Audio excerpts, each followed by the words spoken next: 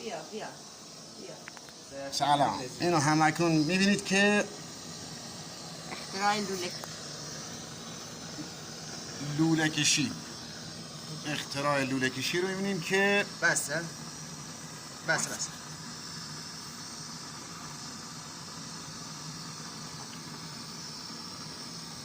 با آچارشم برق نبود هر ادایی رو میشه بزنید.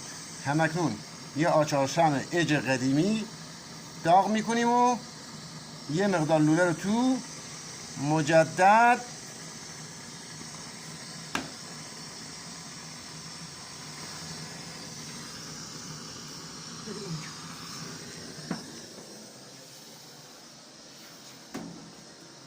اینجا رو هم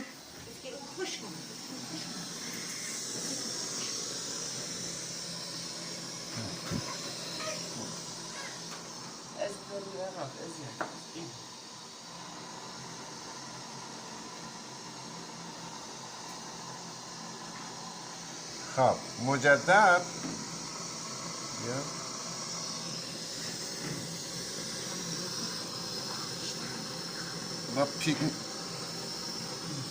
با پیکنیک داغ میکنیم و اینم شعله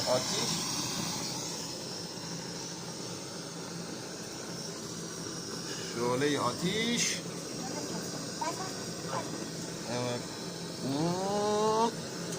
اینم از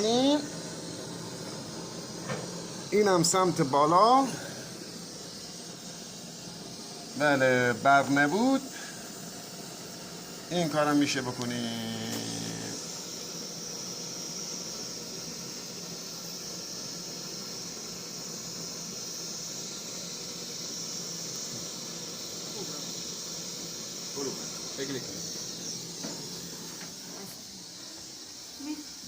حسین آقازو دیگه یه چیز این بده بهم نده برو بزن ای دیوشی